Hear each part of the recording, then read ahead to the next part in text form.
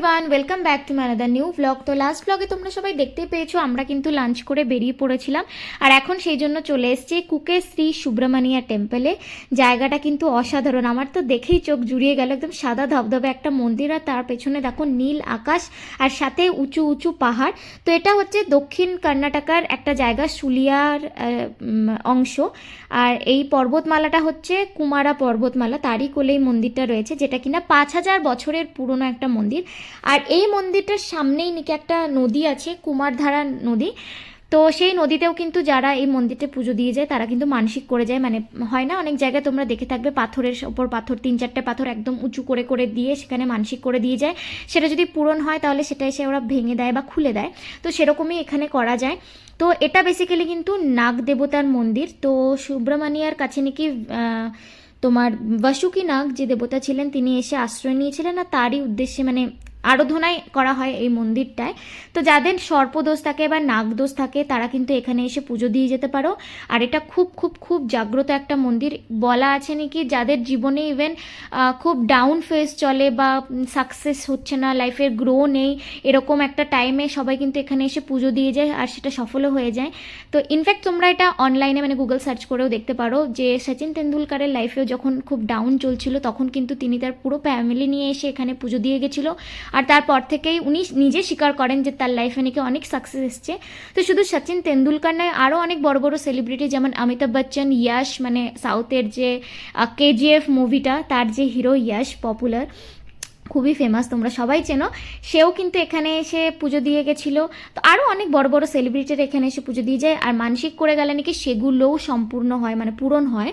তো যাদের যাদের ইচ্ছে আছে বা যারা এই সমস্যায় সর্পনাগ বা সর্পদোষের ইয়েতে ভোগো তারাও কিন্তু এখানে এসে দিতে পারো পুজো। তো আমরা কেন এই মন্দিরটা এসেছি সেটা বলে রাখি। সেটা হচ্ছে লাস্ট টাইম নাকি সুস্মিতা দিয়া, সুহাস, ওরা নাকি ধর্মস্থলা টেম্পল ঘুরে ওদের হাতে টাইম ছিল না, তাই কুকে সুব্রমণিয়া টেম্পলে আসতে পারেনি। কিন্তু নাকি ওরা যাওয়ার পথে মানে ফেরার পথে ব্যাঙ্গালোর, তখন নাকি রাস্তায় অনেক ঝড় জল পেয়েছিল, আর তার সাথে সাথে মাঝরাতে রাস্তার উপর সাপ দেখতে পেয়েছিল গাড়ির সামনে। তো সেটা একটা দুঃস্বপ্নের মতো ওদের কাছে লেগেছিল। তো সেই জন্যই আমরা এখানে এসে আজকে পুজো টুজো দিলাম। আর এই যে কথা বলতে বলতে অনেকটা দূর চলে এসেছি আমরা, এখন রাতও হয়ে গেছে আর আমরা ব্যাঙ্গালোরের অনেকটা কাছাকাছি চলে এসেছি। তো চলো এই দোকানটায় বসে কিছু একটু খাওয়া যাক। তো আমরা এই যে এখন নিয়ে নিয়েছি লঙ্কার পকোড়া, জানোই যে সাউথের দিকে এইসব পকোড়াই বেশি হয়। আর এই যে জেঠুটা এখন বসে বসে তেলে ভাজছে, কারণ সবে সবে কাস্টমার আসতে শুরু করেছে দোকানে। তো এখানে লঙ্কার চপ, আলুর চপ, আরও অন্যান্য কি বানাচ্ছে চলো দেখি, দাঁড়াও।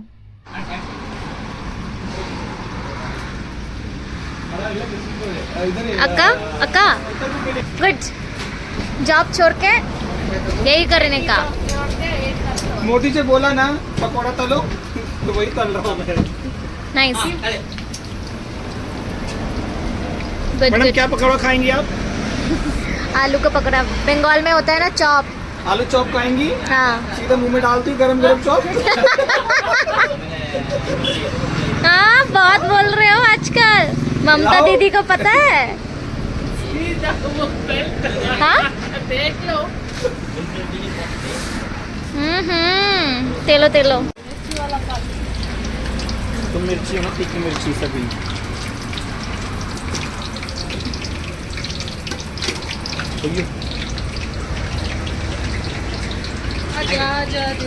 आलू वाला आलू ना आलू ಬೇಡ ಅಂದ್ರೆ ಅವ ಕೇಳೋಕೆ ಇದು ಚಟ್ನಿ ಅಲ್ಲ, ಯಾರು ಗೊತ್ತು ಬಂದು ಜಾಯಿನ್ ಆಗ್ತಿರ್ತಾರೆ ಅಂತ.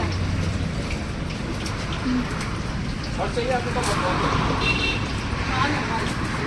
वो ಆಯ್ತು ಆಲೂಗಡ್ಡೆ ಮೆಣಸಿನಕಾಯಿ ಆಲೂಗಡ್ಡೆ ಬೇಡ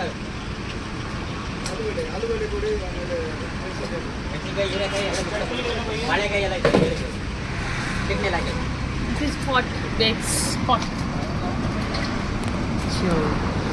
তো রাত এখন প্রায় ওই 9টা থেকে 9:30 বাজছে, আর আমরা সবাই মিলে কিন্তু ব্যাঙ্গালোরে পৌঁছে গেছি। এখানে একটা অথেন্টিক পাঞ্জাবি ধাবায় বসে আমরা খাচ্ছি।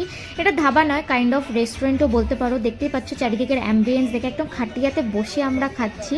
আর এই যে চলে এসছে টানটান আর আমাদের গরমা গরম চিকেন ললিপপ। বাপ রে, এতদিন আমি চিকেনের থেকে দূরে ছিলাম, মানে ওই 4-5 দিন পুরো ট্যুরটাতেই, কারণ আমরা মন্দির ঘুরবো, সেখানে পুজো দেবো, তো ওর জন্য আমরা পুরো ভেজ খেয়েছি, কন্টিনিউ করেছি সেটাকে।